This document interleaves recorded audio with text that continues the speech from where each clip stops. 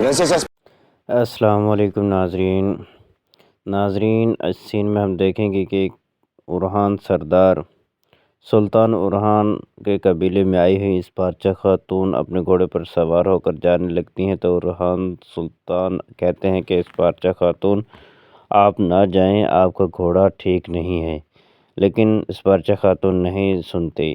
ڈیفنے خاتون پاس کھڑی یہ سب کچھ دیکھ کر ہنس رہی ہوتی ہے اور بہت زیادہ خوش ہو رہی ہوتی ہے، اور قبیلے کے سبھی لوگ پریشان ہوتے ہیں۔ سلطان اورحان اپنے گھوڑے پر سوار ہوتے ہیں اور اس پارچہ خاتون کے پیچھے جانے لگتے ہیں، کیونکہ ان کا گھوڑا بدک گیا ہوتا ہے اور اورحان سردار کو معلوم ہوتا ہے کہ اس گھوڑے کے ساتھ کوئی نہ کوئی مسئلہ ضرور ہے۔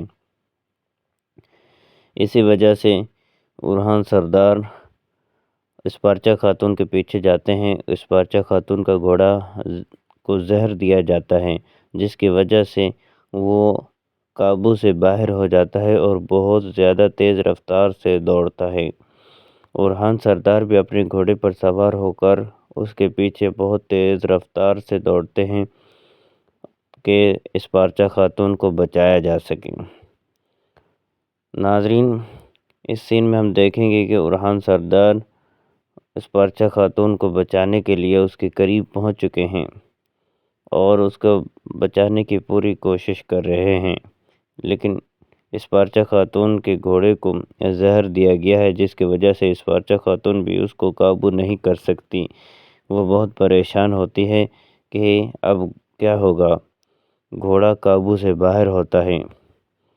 ہم دوسری طرف دیکھیں گے کہ قبیلے میں وہ زہر دینے والا شخص اپنے گھوڑے پر سوار ہو کر بھاگنے کی کوشش کر رہا ہوتا ہے اور سپاہی اسے دیکھ لیتے ہیں اور کہتے ہیں کہ علاء الدین، وہ دیکھو، وہ سپاہی بھاگنے کی کوشش کر رہا ہے، اسے پکڑا جائے۔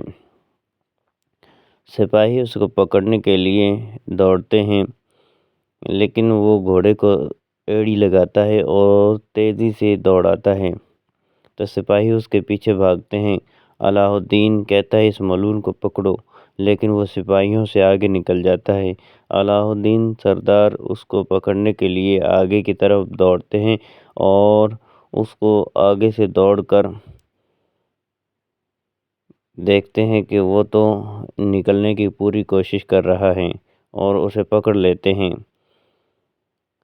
اورحان سردار بھی اس پارچہ خاتون کو بچانے کے لیے ان کے قریب جاتے ہیں اور ان کو اپنے ساتھ اپنے گھوڑے پر اپنے پیچھے بٹھا لیتے ہیں، اور جس سے اورحان سردار اس پارچہ خاتون کی جان بچانے میں کامیاب ہو جاتے ہیں، اور اس پارچہ خاتون کا گھوڑا بے قابو ہوتا ہے اور وہ پاگلوں کی طرح دوڑتا ہے اور وہاں سے آگے نکل جاتا ہے۔